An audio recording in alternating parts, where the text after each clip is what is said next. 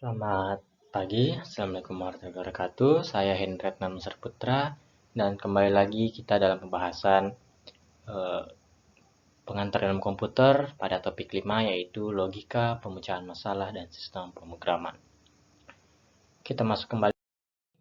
Yang pertama ialah pengertian algoritma dan pemrogramannya sendiri.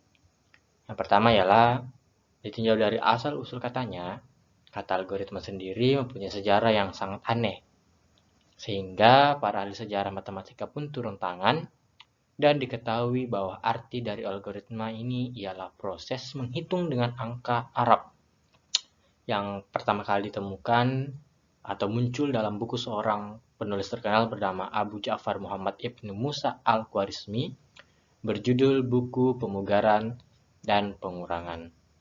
Kemudian untuk pemrograman sendiri dapat dinotasikan atau diperkenalkan sebagai untuk proses komputasi dalam format yang dilakukan oleh komputer dan manusia. Oke, lanjut. Definisi algoritma, di mana definisi algoritma ini mencakup yang pertama, algoritma itu jantung dari ilmu informatika, kemudian juga sebagai mekanisme pelaksanaan algoritma oleh memprosesan itu sendiri, kemudian belajar memprogram dan belajar bahasa pemrograman, lalu belajar pemrograman dan belajar bahasa pemrograman, dan yang terakhir ialah produk yang dihasilkan pemrogram. Jadi definisi algoritma itu mencakup ke 6 poin ini, yang mana saya singkat saya menjadi poin-poin penting. Dan kita lanjut ke bagian C, yaitu algoritma dalam bagian aksi. Di mana yang pertama ialah kejadian yang terjadi pada selang waktu berbatas dimulai saat T0 dan berakhir pada saat T1. Kemudian menghasilkan efek neto yang terdefinisi dengan baik dan direncanakan. Contohnya, Ibu Tati mengupas kentang untuk mempersiapkan makan malam, di mana ini adalah luas ruang lingkupnya, dan yang dijelaskan karena ruang lingkupnya luas, maka harus didefinisikan keadaan awal dan efek neto yang direncanakan, atau biasa yang disebut initial state dan final state, atau T0 dan T1 tadi. Kemudian initial state atau keadaan awal, yaitu pada saat kentang sudah ada di kantong kentang dan ditaruh di rak dapur di mana Ibu Tati akan mengupasnya. Nah, itu adalah keadaan awal. Kemudian keadaan final state-nya atau T1-nya, yaitu ketika kentang dalam keadaan terkupas di panci, siap untuk dimasak, dan kantong kertasnya harus dikembalikan ke rak lagi. Nah, itu adalah final state-nya atau keadaan akhir. Lalu kejadian, di mana urutan-urutan dari beberapa aksi yang terjadi secara berurutan. Lalu kemudian efek kumulatif dari semua aksi yang terjadi menjadi efek neto dari kejadian itu sendiri. Lalu terjadi penggolongan terhadap suatu kejadian menjadi aksi adalah relatif tergantung dari sudut pandang. Misalnya, mengupas kentang dapat dijelaskan sebagai yang pertama, ambil kantong kentang dari rak, kemudian ambil panci dalam lemari, itu sedikit typo, kemudian kupas kentang, kembalikan kantong kentang ke rak, lalu kemudian contoh yang lain, jika tidak dipandang perlu untuk menjelaskan kantong kentang diambil dari panci, yaitu sebagai berikut. Saya matikan kameranya dulu. Yang pertama, ambil kantong kentang dari rak dan ambil panci dari lemari, kupas kentangnya, kembalikan kantang ke rak. Nah, itu. Kemudian kita lanjut ke notasi algoritma independen terhadap bahasa pemrograman dan mesin komputer. Notasi algoritma dapat diterjemahkan ke dalam berbagai bahasa pemrograman. Analoginya seperti ini. Ketika kita membuat kue, dalam bahasa apapun, dalam negara apapun, pasti hasilnya tetap sama. Kenapa?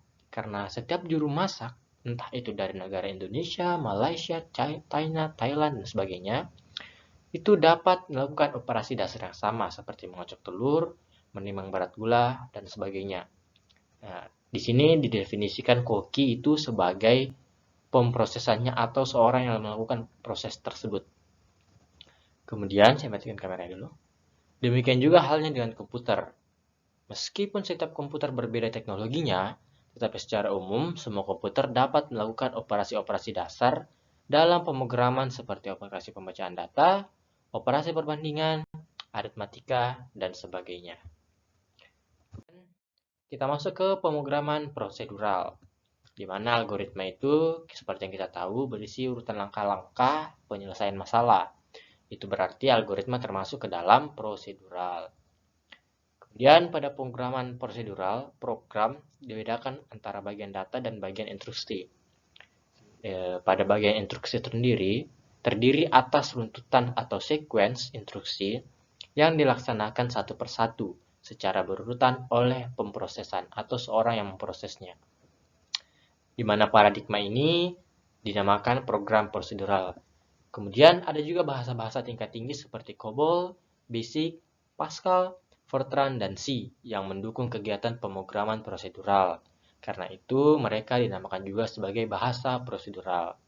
Selain itu, ada lagi paradigma yang lain seperti yang berorientasi kepada objek atau pemrograman berorientasi objek, atau Object Oriented Programming, lalu pemrograman fungsional, pemrograman deklaratif, dan pemrograman konkuren. Jadi, setelah beberapa definisian dan pengertian dari tadi, apa yang dimaksud dengan algoritma? Nah, algoritma pertama mencakup penyusunan akses proses, logika dari suatu pemecahan masalah, tanpa melihat karakteristik bahasa pemrograman yang akan digunakan.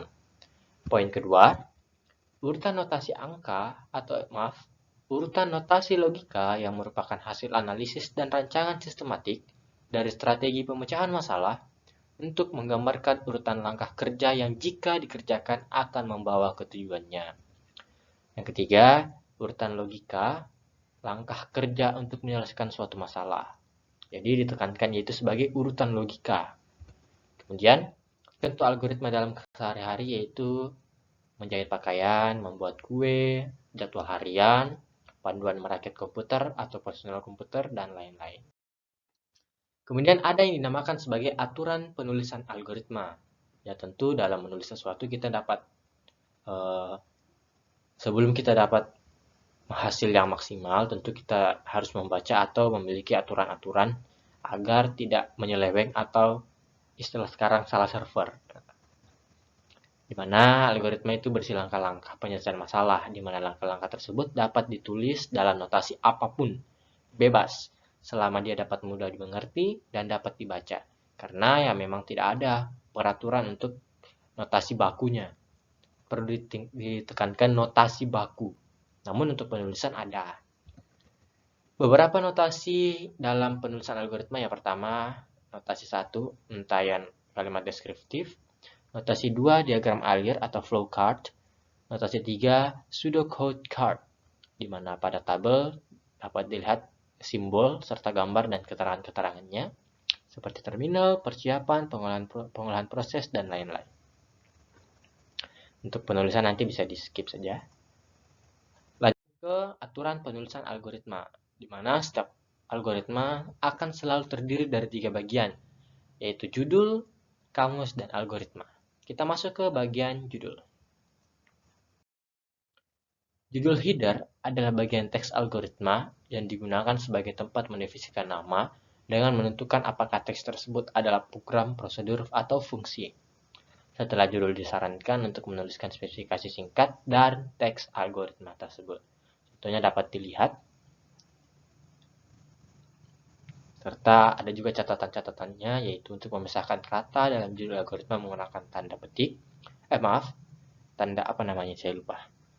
Tanda garis. Itu bukan suatu keharusan. Kita dapat menuliskan luas lingkaran tanpa spasi atau luas underscore lingkaran. Kemudian juga ditekankan sebaiknya tidak menggunakan spasi untuk memisahkan kata. Kemudian kita masuk ke bagian kamus atau deklarasi, bagian teks algoritma sebagai tempat untuk mendefinisikan nama tipe, konstanta, variabel, fungsi, dan prosedur. Di mana semua nama tersebut baru dapat dipakai di dalam algoritma jika telah didefinisikan terlebih dahulu di dalam kamus. Penulisan sekumpulan nama dalam kamus sebaiknya dikelompokkan menurut jenis nama tersebut, seperti variabel belum terdefinisi jika nilainya seperti nama variabel belum terdefinisi nilainya ketika didefinisikan. Kemudian pendefinisian nama konstanta sekaligus memberikan harga konstanta tersebut. Pendefinisian nama fungsi dilakukan sekaligus dengan domain atau range serta spesifikasinya. Dan yang terakhir, pendefinisian nama prosedur sekaligus dengan pendefinisian parameter jika ada, dan spesifikasi prosedur dalam kondisi awal atau initial state, sehingga kondisi akhir final state dan proses yang dilakukan. Itu contohnya seperti ini dapat dilihat. Ini contoh pada penulisan jam dan pada penulisan konstanta serta informasi. Kita masuk ke bagian algoritma atau deskripsinya, di mana ini adalah bagian inti dari suatu algoritma yang berisi instruksi atau pemanggilan aksi yang telah didefinisikan, serta komponen teksnya dapat berupa yang pertama itu instruksi dasar seperti input-output atau assignment, kemudian sequence atau runtutan, analisa kasus, dan yang terakhir perulangan. Contohnya dapat dilihat seperti ini. Baiklah, demikian rangkuman saya mengenai topik 5. Kurang dan lebihnya mohon dimaafkan. Saya Hendratno, undur diri. Terima kasih.